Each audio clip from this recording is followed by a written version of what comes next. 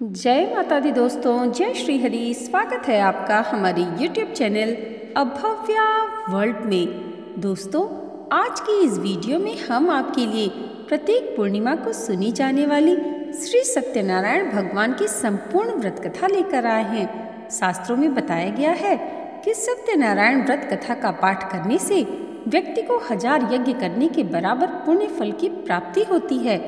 सत्यनारायण भगवान व्रत कथा में भगवान विष्णु के सत्य स्वरूप के बारे में बताया गया है। इस व्रत का पाठ करने से घर में सुख समृद्धि का वास होता है और भगवान विष्णु की कृपा बनी रहती है। तो चलिए भगवान श्री सत्यनारायण का ध्यान करते हुए सुनते हैं सत्यनारायण व्रत कथा का पहला अध्याय। एक समय की बात है, नैमिषारण्य तीर्थ में सौनकादि 88,000 ऋषियों ने श्री सूत जी से पूछा, हे प्रभु, इस कलयुग में वेद विद्या रहित मनुष्यों को प्रभु भक्ति किस प्रकार मिल सकती है तथा उनका उद्धार कैसे होगा? हे मुनि श्रेष्ठ, कोई ऐसा तप बताइए जिससे थोड़े समय में ही पुण्य मिले और मनोवांछित फल भी मिल जाए। इस प्रकार की कथा सुनने की हम इच्छा रखते हैं। सर्वशास्त्रों के ज्ञाता सूत जी बोले, हे वैष्णवों में पूज्य, आप सभी ने प्राणियों के हित की बात पूछी है, इसलिए मैं एक ऐसे श्रेष्ठ व्रत को आपको बतलाऊंगा जिसे नारद जी ने लक्ष्मी नारायण जी से पूछा था और लक्ष्मीपति ने मुनि श्रेष्ठ नारद जी से कहा था। आप सब इसे ध्यानपूर्वक सुनिए। एक समय की बात है, योगी राज नारद जी दूसरों के हित की इच्छा के लिए अनेकों लोकों में घूमते हुए मृत्यु लोक में आ पहुँचे। यहाँ उन्होंने अनेक योनियों में जन्मे प्रायः सभी मनुष्यों को अपने कर्मों द्वारा अनेकों दुखों से पीड़ित होते देखा। उनका दुख देख नारद जी सोचने लगे कि कैसा यत्न किया जाए जिसके करने से निश्चित रूप से मानव के दुखों का अंत हो जाए। इसी विचार पर मनन करते हुए वह विष्णु लोक में गए। वहाँ वह देवों के ईश नारायण की स्तुति करने लगे, जिनके हाथों में शंख, चक्र, गदा और पद्म थे। गले में वरमाला पहने हुए थे। स्तुति करते हुए नारद जी बोले, हे भगवान, आप अत्यंत शक्ति से संपन्न, मन तथा वाणी भी आपको नहीं पा सकती। आपका आदि मध्य तथा अंत नहीं है। निर्गुण स्वरूप सृष्टि के कारण भक्तों के दुख को दूर करने वाले आपको मेरा नमस्कार है। नारद जी की स्तुति सुन विष्णु भगवान बोले, हे मुनि श्रेष्ठ, आपके मन में क्या बात है? आप किस काम के लिए पधारे हैं, उसे निसंकोच कहिए। इस पर नारद मुनि बोले कि मृत्यु लोक में अनेक योनियों में जन्मे मनुष्य अपने कर्मों के द्वारा अनेक दुख से दुखी हो रहे हैं। हे नाथ, आप मुझ पर दया रखते हैं तो बताइए कि वो मनुष्य थोड़े प्रयास से ही अपने दुखों से कैसे छुटकारा पा सकते हैं। श्री हरि बोले, हे नारद, मनुष्यों की भलाई के लिए तुमने बहुत ही अच्छी बात पूछी है। जिसके करने से मनुष्य मुँह से छूट जाता है, वह बात मैं कहता हूँ, उसे ध्यान से सुनो। स्वर्ग लोक व मृत्यु लोक दोनों में एक दुर्लभ उत्तम व्रत है जो पुण्य देने वाला है। आज प्रेमवश होकर मैं उसे तुमसे कहता हूँ। श्री सत्यनारायण भगवान का यह व्रत अच्छी तरह विधान पूर्वक करके मनुष्य तुरंत ही यहाँ सुख भोग कर मरने पर मोक्ष प्राप्त करता है। श्री हरि के ऐसे वचन सुन नारद जी बोले, उस व्रत का फल क्या है और उसका विधान क्या है? यह व्रत किसने किया था? इस व्रत को किस दिन करना चाहिए? सभी कुछ विस्तार से कहिए। नारद जी की बात सुनकर श्री हरि बोले, दुख व शोक को दूर करने वाला, यह सभी स्थानों पर विजय दिलाने वाला, मानव की भक्ति व श्रद्धा के साथ शाम को श्री सत्यनारायण की पूजा धर्म परायण होकर ब्राह्मणों व बंधु बांधवों के साथ करनी चाहिए।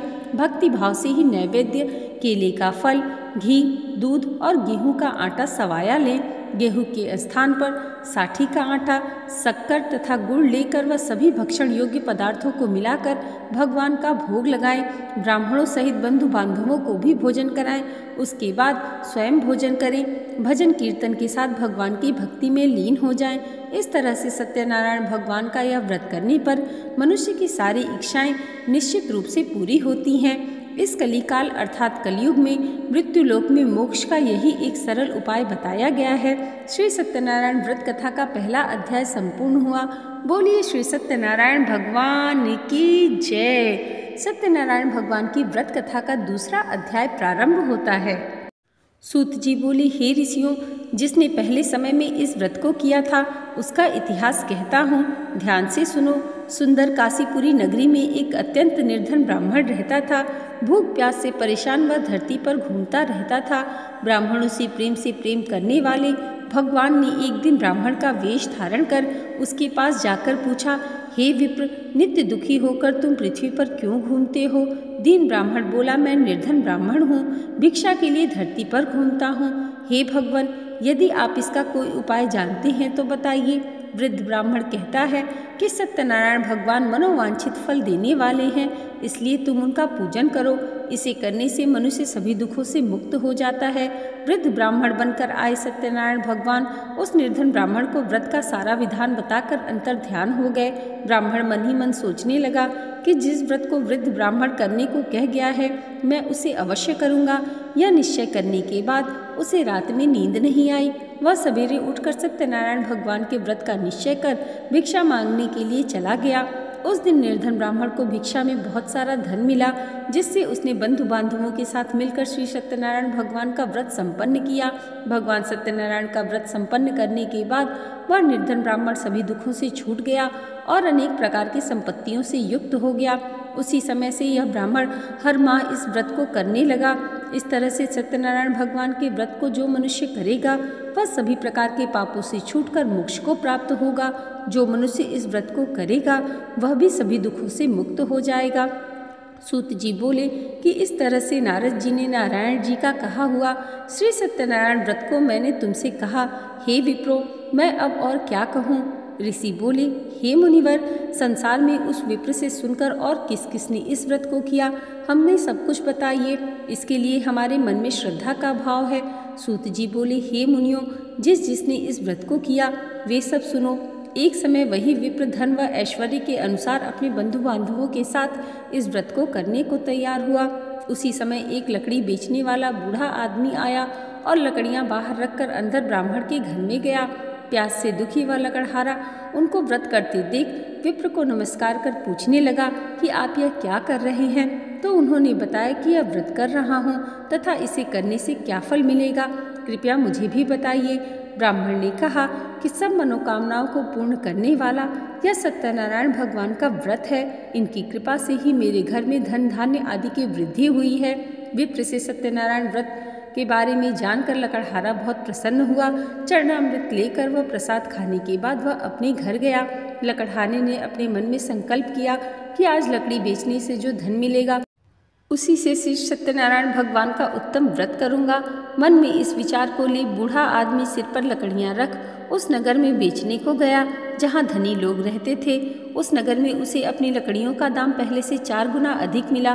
बूढ़ा प्रसन्नता के साथ दाम लेकर केले, शक्कर, घी, दूध, दही और गेहूं का आटा ले और सत्यनारायण भगवान के व्रत की अन्य सामग्रियां लेकर अपने घर को गया। वहां उसने बंधु बांधवों को बुलाकर विधि विधान से सत्यनारायण भगवान का पूजन और व्रत किया।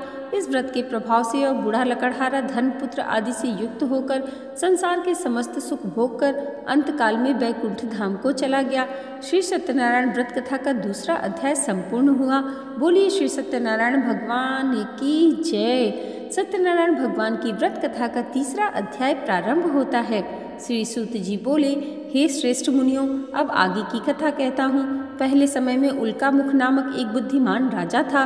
वह सत्यवक्ता और जितेंद्रिय था। प्रतिदिन देव स्थानों पर जाता और निर्धनों को धन देकर उनके कष्ट दूर करता था। उसकी पत्नी कमल के समान मुख वाली तथा सती साध्वी थी। भद्रशिला नदी के तट पर उन दोनों ने श्री सत्यनारायण भगवान का व्रत किया। उसी समय साधु नाम का एक वैश्य आया। उसके पास व्यापार करने के लिए बहुत सा धन था। राजा को व्रत करते देख वह विनय के साथ पूछने लगा, हे राजन, भक्ति भाव से पूर्ण होकर आप यह क्या कर रहे हैं? मैं सुनने की इच्छा रखता हूँ, तो आप मुझे बताइए। राजा बोला, हे साधु, अपने बंधु बांधवों के साथ पुत्रादि की प्राप्ति के लिए एक महाशक्तिमान श्री सत्यनारायण भगवान का व्रत व पूजन कर रहा हूँ। राजा के वचन सुन साधु आदर से बोला, हे राजन, मुझे इस व्रत का सारा विधान कहिए। आपके कथनानुसार मैं भी इस व्रत को करूँगा। मेरे भी संतान नहीं है और इस व्रत को करने से निश्चित रूप से मुझे संतान की प्राप्ति होगी। राजा से व्रत का सारा विधान सुन व्यापार से निवृत्त हो वह अपने घर को गया। साधु वैश्य ने अपनी पत्नी को संतान देने वाले इस व्रत का वर्णन कह सुनाया और कहा कि जब मेरी संतान होगी तब मैं इस व्रत को करूँगा। साधु ने इस तरह के वचन अपनी पत्नी लीलावती से कहे। एक दिन लीलावती पति के साथ आनंदित हो सांसारिक धर्म में प्रवृत्त होकर सत्यनारायण भगवान की कृपा से गर्भवती हो गई। 10वें महीने में उसके गर्भ से एक सुंदर कन्या ने जन्म लिया। दिनों दिन वह ऐसे बढ़ने लगी जैसे शुक्ल पक्ष का चंद्रमा बढ़ता हो। माता पिता ने अपनी कन्या का नाम कलावती रखा। एक दिन लीलावती ने मीठे शब्दों में अपने पति को याद दिलाया कि आपने सत्यनारायण भगवान के जिस व्रत को करने का संकल्प किया था उसके करने का समय आ गया है, आप इस व्रत को करिए। साधु बोला, हे प्रिय, इस व्रत को मैं उसके विवाह पर करूँगा। इस प्रकार अपनी पत्नी को आश्वासन दे वह नगर को चला गया। कलावती पिता के घर में रह वृद्धि को प्राप्त हो रही थी। साधु ने एक बार नगर में अपनी कन्या को सखियों के साथ देखा तो तुरंत ही दूत को बुलाया और कहा कि मेरी कन्या के योग्य वर देख कर आओ। साधु की बात सुनकर दूत कंचन नगर में पहुंचा और वहां देखभाल कर लड़की के सुयोग्य वणिक पुत्र को ले आया। सुयोग्य लड़के को देख साधु ने बंधु बांधवों को बुलाकर अपनी पुत्री का विवाह कर दिया। लेकिन दुर्भाग्य की बात ये कि साधु ने अभी भी श्री सत्यनारायण भगवान का व्रत नहीं किया। इस पर श्री भगवान क्रोधित हो गए और श्राप दिया कि साधु को अत्यधिक दुख मिले। अपने कार्य में कुशल साधु बनिया जमाई को लेकर समुद्र के पास स्थित होकर रत्नासारपुर नगर में गया। वहां जाकर दामाद ससुर दोनों मिलकर चंद्रकेतु राजा के नगर में व्यापार करने लगे। एक दिन भगवान सत्यनारायण की माया से एक चोर राजा का धन चुराकर भाग रहा था। उसने राजा के सिपाहियों को अपना पीछा करते देख चुराया हुआ धन वहां रख दिया जहां साधु और अपने जमाई के साथ ठहरा हुआ था। राजा के सिपाहियों ने साधु वैश्य के पास राजा का धन पड़ा देखा तो वह ससुर जमाई दोनों को बांधकर प्रसन्नता से राजा के पास ले गए और कहा कि उन दोनों चोरों को हम पकड़ लाए हैं, आप आगे की कार्यवाही की आज्ञा दें। राजा की आज्ञा से उन दोनों को कठिन कारावास में डाल दिया गया और उनका सारा धन भी उनसे छीन लिया गया। श्री सत्यनारायण भगवान के श्राप से साधु की पत्नी भी बहुत दुखी हुई। घर में जो धन रखा था उसे चोर चुरा ले गए। शारीरिक तथा मानसिक पीड़ा व भूख प्यास से अधिक दुखी हो अन्न की चिंता में कलावती ब्राह्मण के घर गई। वहां उसने श्री सत्यनारायण भगवान का व्रत होते देखा, फिर कथा भी सुनी। वह प्रसाद ग्रहण कर वह रात को घर वापस आई। माता ने कलावती से पूछा कि हे पुत्री, अब तक तुम कहाँ थी, तेरे मन में क्या है? कलावती ने अपनी माता से कहा, हे माता, मैंने एक ब्राह्मण के घर में श्री सत्यनारायण भगवान का व्रत देखा है। कन्या के वचन सुन लीलावती भगवान के पूजन की तैयारी करने लगी। लीलावती ने परिवार व बंधु बांधवों सहित सत्यनारायण भगवान का पूजन किया और उनसे वर मांगा कि मेरे पति तथा जमाई शीघ्र घर आ जाएं। साथ ही यह भी प्रार्थना की कि हम सबका अपराध क्षमा करें। श्री सत्यनारायण भगवान इस व्रत से संतुष्ट हो गए और राजा चंद्रकेतु को सपने में दर्शन देकर कहा, हे राजन, तुम इन दोनों वैश्यों को छोड़ दो और तुमने उनका जो धन लिया है उसे वापस कर दो। अगर ऐसा नहीं किया तो तुम्हारा धन, राज्य व संतान सभी कुछ नष्ट कर दूंगा। राजा को यह सब कहकर वह अंतर ध्यान हो गए। प्रातःकाल सभा में राजा ने अपना सपना सुनाया, फिर बोले कि बड़ी पुत्रों को कैद से मुक्त कर सभा में लाओ। दोनों ने आते ही राजा को प्रणाम किया। राजा मीठी वाणी में बोला, हे महानुभाव, भाग्यवश ऐसा कठिन दुख प्राप्त हुआ है, लेकिन अब तुम्हें किसी बात का भय नहीं है। ऐसा कहकर राजा ने उन दोनों को नए वस्त्राभूषण भी पहनाए और जितना धन उनका लिया था उससे दुगना धन वापस कर दिया। दोनों वैसे अपने घर को चल दिए। श्री सत्यनारायण व्रत कथा का तीसरा अध्याय संपूर्ण हुआ। बोलिए श्री सत्यनारायण भगवान की जय। सत्यनारायण भगवान की व्रत कथा का चौथा अध्याय प्रारंभ होता है। सूत जी बोले, वैश्य ने मंगलाचार कर अपनी यात्रा आरंभ की और अपने नगर की ओर चल दिए। उनके थोड़ी दूर जाने पर एक दंडी वेशधारी श्री सत्यनारायण ने उनसे पूछा, हे साधु, तेरी नाव में क्या है? अभिवाणी वणिक हंसता हुआ बोला, हे दंडी, आप क्यों पूछते हो? क्या धन लेने की इच्छा है? मेरी नाव में तो बेल व पत्ते भरे हुए हैं। वैश्य के कठोर वचन सुन भगवान बोले, तुम्हारे वचन सत्य हो जाए। दंडी ऐसे वचन कह वहां से दूर चले गए। कुछ दूर जाकर समुद्र के किनारे बैठ गए। दंडी के चले जाने के बाद साधु वैश्य ने नृत्य क्रिया के पश्चात नाव को ऊंची उठते देखकर अचंभा माना और नाव में बेल पत्ते आदि देख वह मूर्छित हो जमीन पर गिर गया। मूर्छा खुलने पर वह अत्यंत शोक में डूब गया। तब उसका दामाद बोला कि आप शोक ना मनाएं, यह दंडी का साप है, इसलिए हमें उनकी शरण में जाना चाहिए, तभी हमारी मनोकामना पूरी होगी। दामाद की बात सुनकर वह दंडी के पास पहुंचा और अत्यंत भक्तिभाव से नमस्कार कर बोला, मैंने आपसे जो जो असत्य वचन कहे थे उनके लिए मुझे क्षमा कीजिए। ऐसा कह कहकर महान शोकातुर हो रोने लगा। तब दंडी भगवान बोले, हे वणिक पुत्र, मेरी आज्ञा से बार बार तुम्हें दुख प्राप्त हुआ है, तू मेरी पूजा से विमुख हुआ। साधु बोला, हे भगवान, आपकी माया से ब्रह्मा आदि देवता भी आपके रूप को नहीं जानते, तब मैं अज्ञानी कैसे जान सकता हूँ। आप प्रसन्न होइए, अब मैं सामर्थ्य के अनुसार आपकी पूजा करूँगा, मेरी रक्षा करिए और पहले के समान नौका को धन से भर दीजिए। साधु वैश्य के भक्तिपूर्वक वचन सुनकर भगवान प्रसन्न हो गए और उनकी इच्छानुसार वरदान देकर अंतर्ध्यान हो गए। ससुर जमाई जब नाव पर गए तो नाव धन से भरी हुई थी। फिर वही अपने अन्य साथियों के साथ सत्यनारायण भगवान का पूजन कर अपने नगर को चल दिए। जब नगर के नज़दीक पहुँचे तो दूत को घर पर खबर करने के लिए भेज दिया। दूत साधु की पत्नी को प्रणाम कर कहता है कि मालिक अपने दामाद सहित नगर के निकट आ गए हैं। दूत की बात सुन साधु की पत्नी लीलावती ने बड़े हर्ष के साथ सत्यनारायण भगवान का पूजन कर अपनी पुत्री कलावती से कहा कि मैं अपने पति के दर्शन को जा रही हूँ, तू कार्य पूर्ण कर शीघ्र आ जा। माता के ऐसे वचन सुन कलावती जल्दी में प्रसाद छोड़ अपने पति के पास चली गई। प्रसाद की अवज्ञा के कारण श्री सत्यनारायण भगवान रुष्ट हो गए और नाव सहित उसके पति को पानी में डुबो दिया। कलावती अपने पति को वहां न पाकर रोती हुई जमीन पर गिर गई।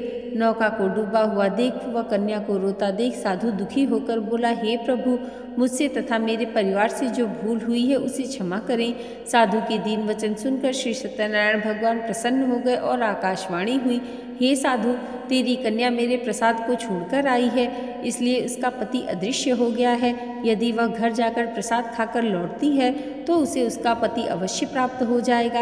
ऐसी आकाशवाणी सुन कलावती घर पहुंचकर प्रसाद खाती और फिर आकर अपने पति के दर्शन करती है। उसके बाद साधु अपने बंधु बांधवों सहित श्री सत्यनारायण भगवान का विधि विधान से पूजन करता है। इस लोक का सुख भोग कर वह अंत में स्वर्ग को प्राप्त होता है। श्री सत्यनारायण व्रत कथा का चौथा अध्याय संपूर्ण हुआ। बोलिए श्री सत्यनारायण भगवान की जय। सत्यनारायण भगवान की व्रत कथा का 5वां अध्याय प्रारंभ होता है। सूत जी बोले, हे ऋषियों, मैं और भी एक कथा सुनाता हूँ, उसे भी ध्यानपूर्वक सुनो। प्रजापालन में लीन तुंगध्वज नामक एक राजा था। उसने भी भगवान का प्रसाद त्याग कर बहुत ही दुख प्राप्त किया। एक बार वन में जाकर वन्य पशुओं को मारकर वह बड़ के पेड़ के नीचे आया। वहाँ उसने ग्वालों को भक्ति भाव से अपने बंधु बांधवों सहित सत्यनारायण भगवान का पूजन करते देखा।